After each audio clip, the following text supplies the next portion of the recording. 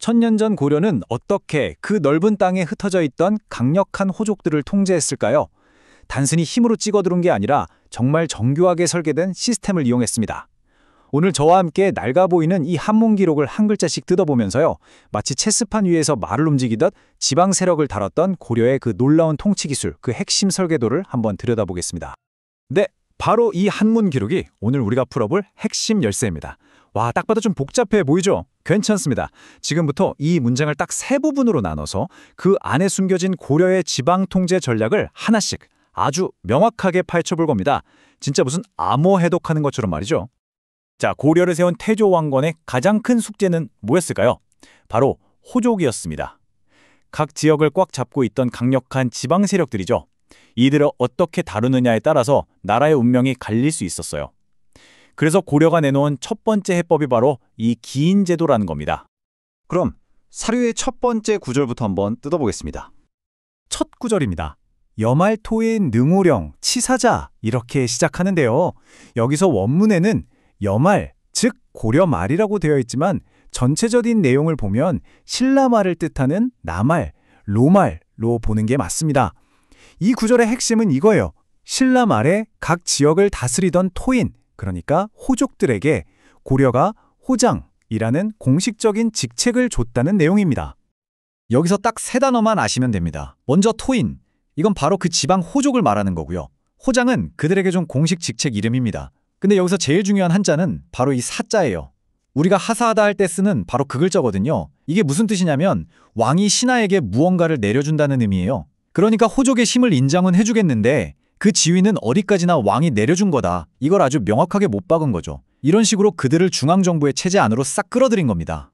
아주 간단하게 정리하면 이겁니다. 신라 말에 자기 땅에서 왕처럼 행세하던 호족들한테 호장이라는 국가 공인 직함을 딱 준 거죠. 힘으로 누르기보다는 국가 시스템 안으로 들어오게 해서 명분을 준 정말 영리한 첫 수였다고 할 수 있습니다. 고려의 전략이 여기서 끝이 아니었습니다. 자, 다음 구절. 우기자제위 경사질, 견왕관감지. 이 구절은요. 호장이라는 명예, 즉 당근 뒤에 숨겨져 있던 아주 강력한 채찍을 보여줍니다. 통제의 진짜 모습이죠. 여기서 핵심 단어는 경사질입니다. 경사는 수도, 개경을 말하고요.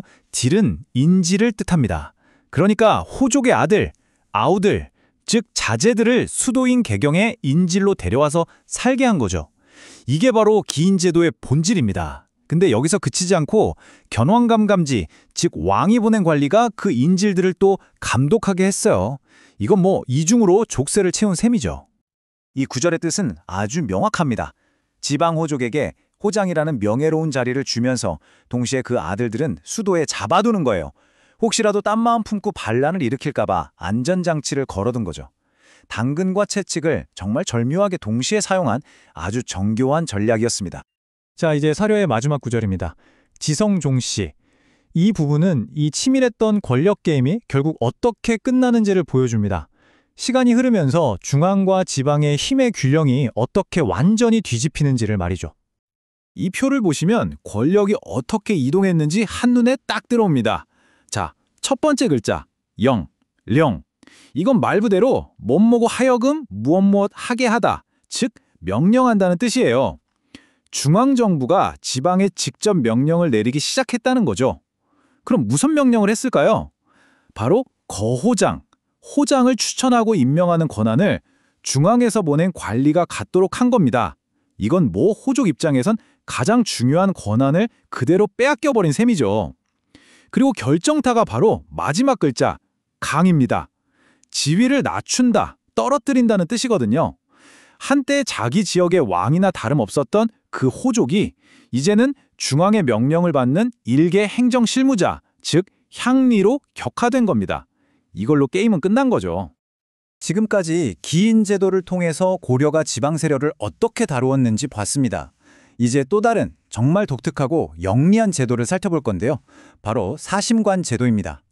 이 제도가 탄생하게 된 배경에는요, 신라의 마지막 왕이 고려에 평화적으로 항복했던 그 역사적인 순간이 있습니다. 바로 이 기록이 그 순간을 담고 있습니다. 신라의 마지막 왕이 항복했을 때 태조 왕건이 그를 어떻게 대우했는지, 그리고 그 과정에서 어떻게 사심관이라는 정말 기발한 제도가 탄생하게 됐는지를 보여주는 아주 중요한 사료죠. 자, 이번에도 한 구절씩 해부하면서 태조 왕건의 그 놀라운 정치적 계산법을 한번 들여다보겠습니다. 첫 번째 구절입니다. 신라왕 김부래강 제신라국 위경주 사부 위 본주사심. 이 부분은 신라의 멸망 그리고 신라의 마지막 왕이었던 경순한 김부에 대한 처우 그리고 새로운 직책의 등장까지 동시에 설명하고 있습니다. 자, 왕건의 조치는 크게 세 단계로 이루어집니다. 첫째, 제신라국, 신라라는 나라 자체를 없애서 고려의 정통성을 확립합니다. 둘째, 위경주, 신라의 수도였던 곳을 경주라는 하나의 지방으로 격을 낮춥니다. 그리고 마지막, 정말 이게 천재적인 한 수인데요. 사부의 본주사심, 망한 나라의 왕 김부를 바로 그 경주의 책임자, 즉 사심관으로 임명한 겁니다. 패배한 왕에게 벌을 내리는 대신 책임을 준 거죠.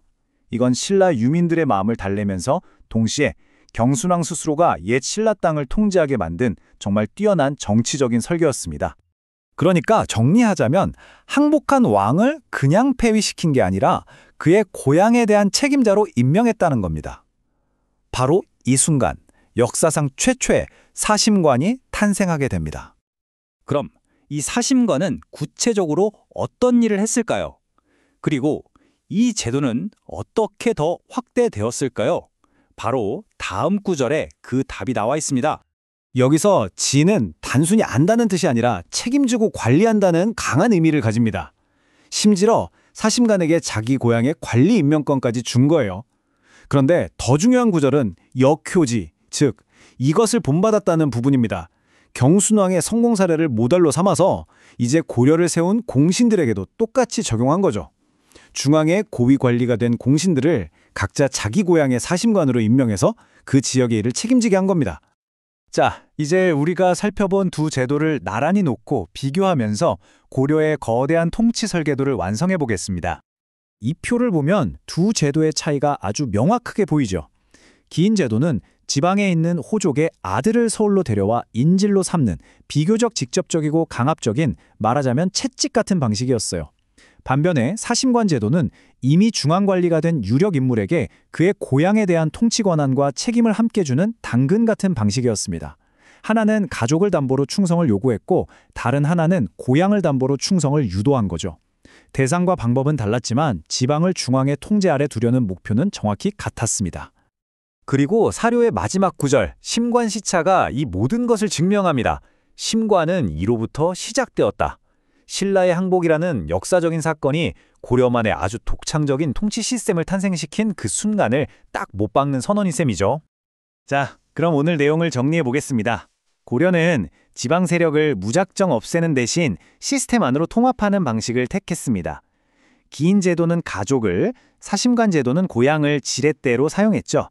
이 두 정책 모두 권한을 주는 것과 충성을 확보하는 것 사이에서 정말 절묘한 균형을 잡으려고 했습니다. 이렇게 원문을 직접 한 글자씩 뜯어보니까 정책 뒤에 숨어있던 그 냉철한 논리가 아주 명확하게 보이지 않으신가요? 마지막으로 질문 하나를 던지면서 마무리하겠습니다.